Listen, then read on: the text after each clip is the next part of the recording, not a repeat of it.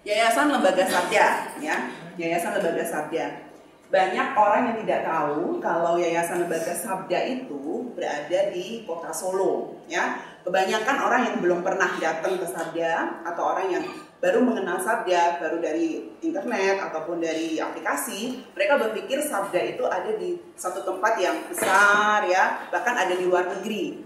Tetapi ternyata Sabda sendiri ada di tempat yang, ya, di sini pokoknya, ya, di kota yang tenang, ya, dan kota yang sangat berbudaya.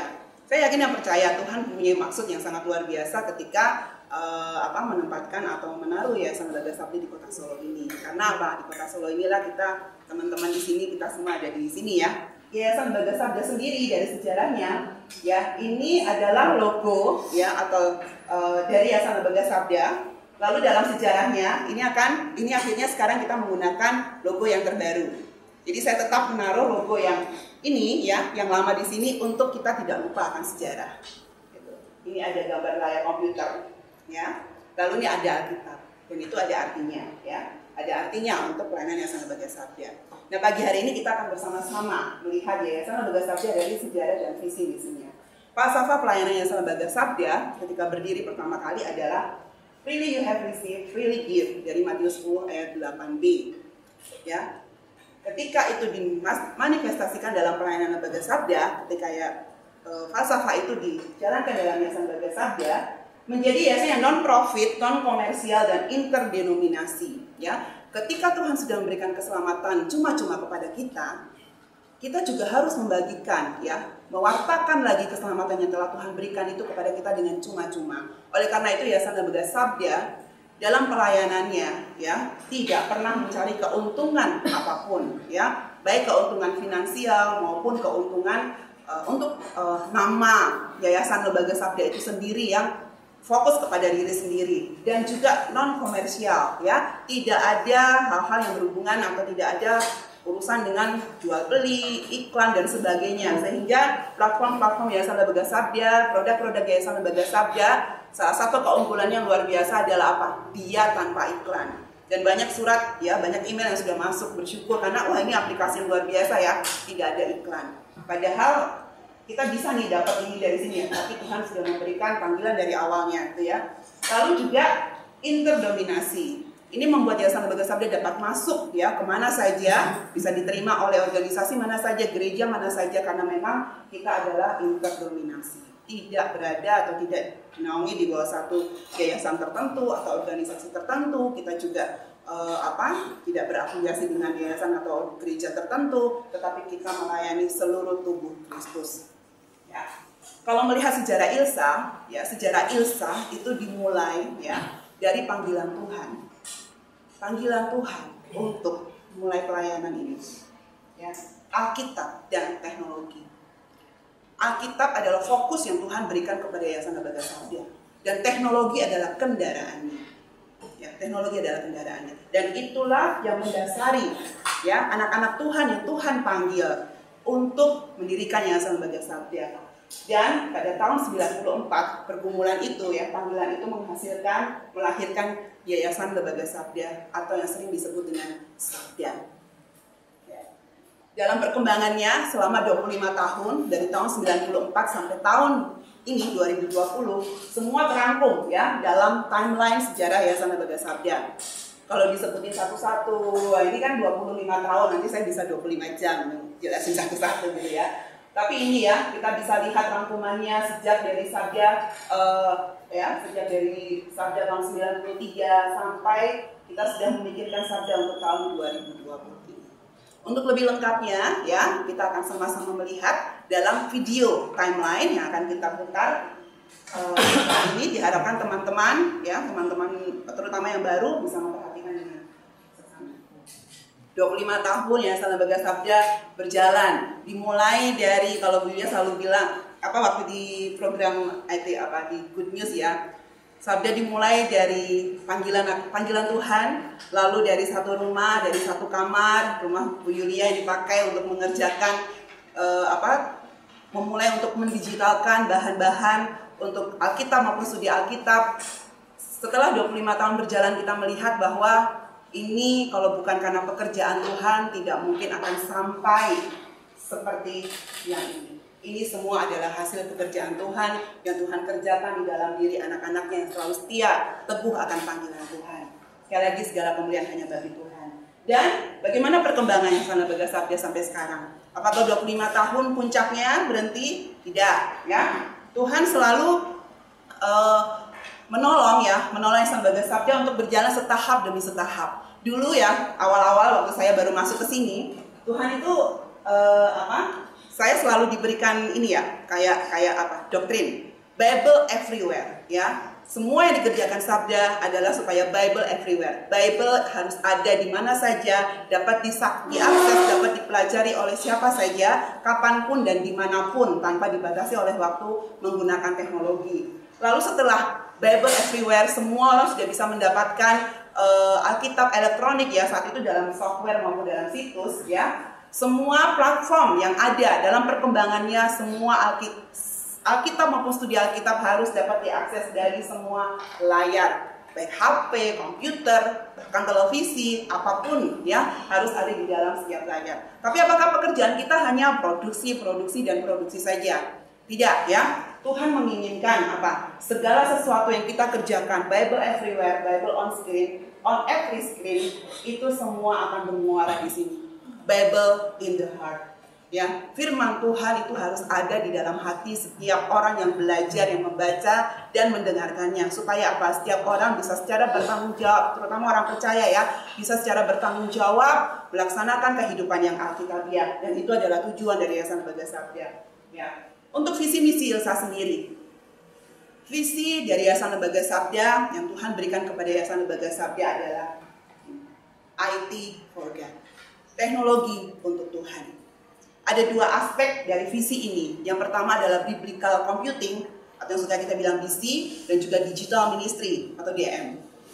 Dua hal ini adalah ya visi dari IT for God. Sedangkan Tuhan memberikan kepada Yasana Baga Sabda bagaimana untuk mewujudkan dari IT for God ini adalah Yasana Baga Sabda menjadi fasilitator, menjadi katalisator, dan menjadi infrastruktur bagi tubuh gereja agar firman Tuhan itu dapat diakses, dapat dipelajari, ya, dan dengan teknologi dapat dikembangkan sehingga nama Tuhan dimuliakan. Ya, landasannya inilah, tujuannya adalah apa? Firman Tuhan dapat menjadi terang bagi dunia yang gelap. Kalau di sini kita lihat ya, bukan hanya dunia, tapi dunia digital. Firman Tuhan juga ada di situ. Dan ini juga yang menjadi landasan dari pelayanan Yasana Baga Sabda. Firman Tuhan adalah Yasana Baga Sabda. Oleh karena itu otoritasnya, pelayanan kita, fokusnya adalah firman Tuhan. Sedangkan untuk strategi pelayanannya, Sabda menggunakan BEST. Ya. Apa itu? BEST.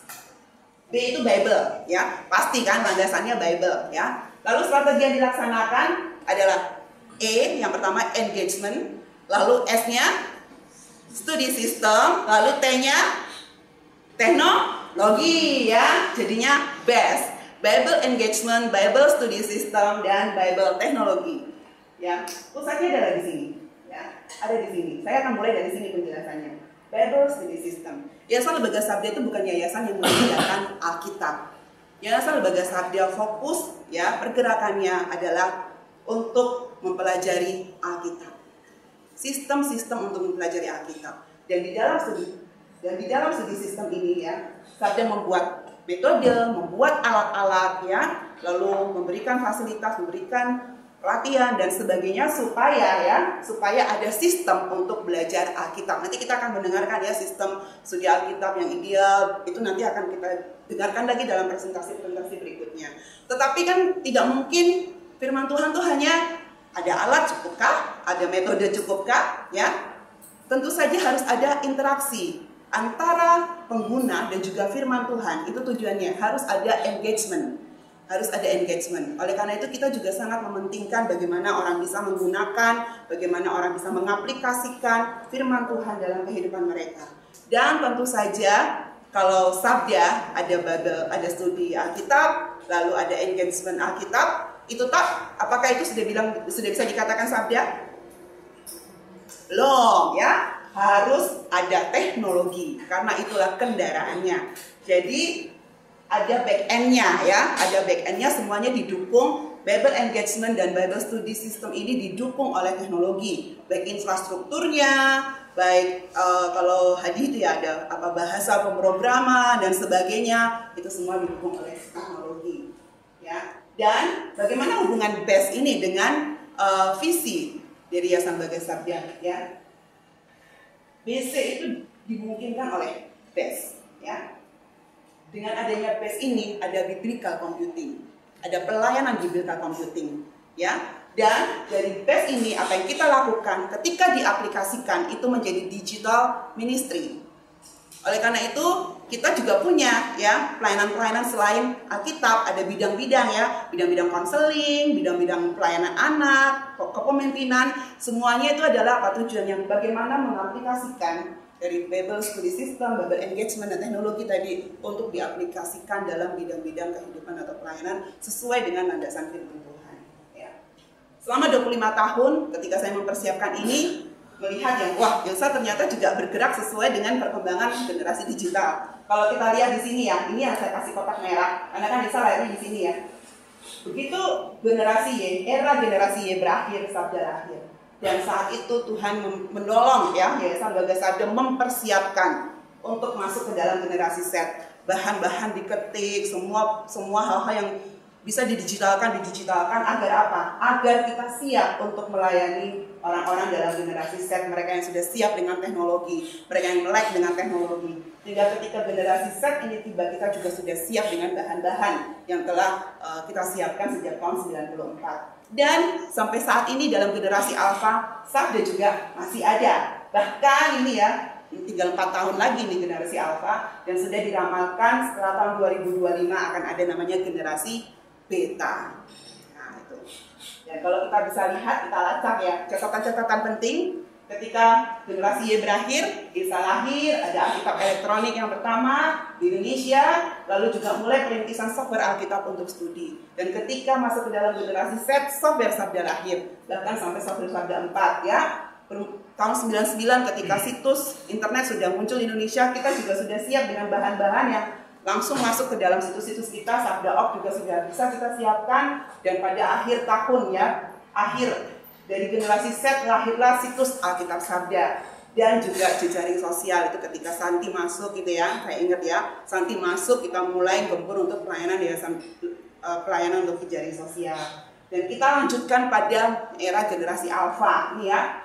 Kita masuk ke mobile, AYT, Sabda Media, Alkitab Pintar, dan ini banyak catatan-catatan penting dalam era generasi Alpha. Dan sekarang pada era generasi Beta, yang belum, apa yang akan dilakukan oleh Sabda?